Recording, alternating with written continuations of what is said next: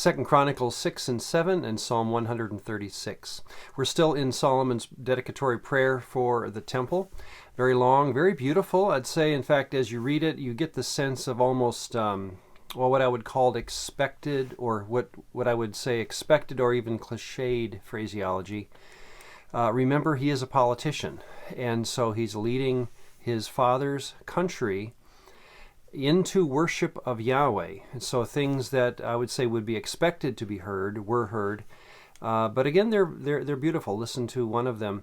O Yahweh Elohim of Israel, there is no Elohim like you in heaven or earth, who keeps covenant, none like you.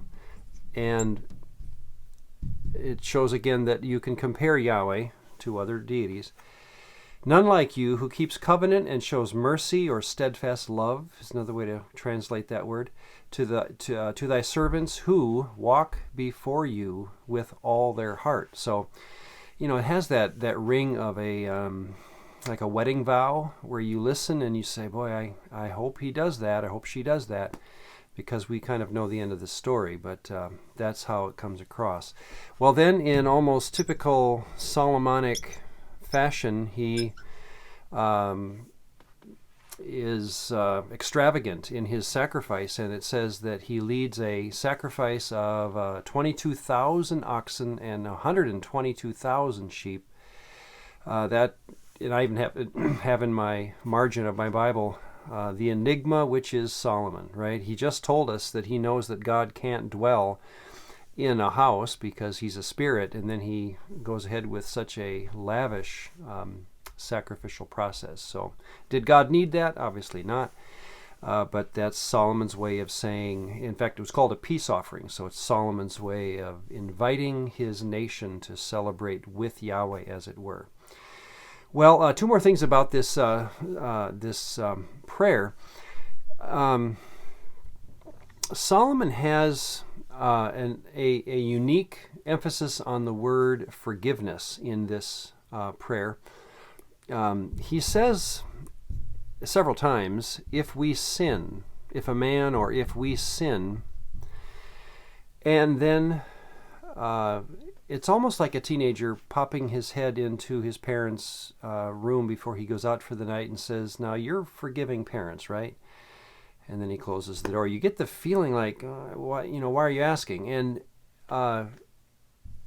let's, in fact, statistically mention that the word in all of 1st and 2nd Kings and all of 1st and 2nd Chronicles together, so counting all 4 books, the word forgive occurs 6 times in those 4 books, and they're all in this sermon. Just maybe a statistical oddity, but the word forgive never occurs in any narrative in the David story. And here it is 6 times in one sermon.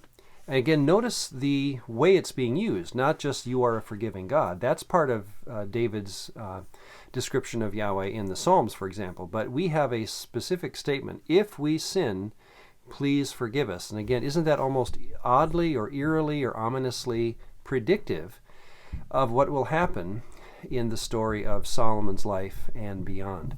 One more thing is in 2 Chronicles 6:32 and 33, we have come out of the Abrahamic blessing. Remember, back in Genesis 12, it says that Abraham will be a blessing to the Gentiles. Well, there's an interesting note in that text I just mentioned, where it says that if a Gentile comes to Israel, to Jerusalem, in order to worship Yahweh, then please answer his prayer as though you have answered us. And it's an interesting little, just a couple verses that does give a hint as to what we will take as, or what we'll understand Gentile blessing to mean in the Abrahamic covenant.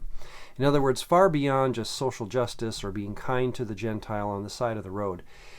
Blessing the Gentile, or the Abrahamic family becoming a blessing to the Gentile, is, I think, and it will be again expressed here by Solomon, that what it means is when a Gentile who loves you like we do Please treat him as well as you have been treating us.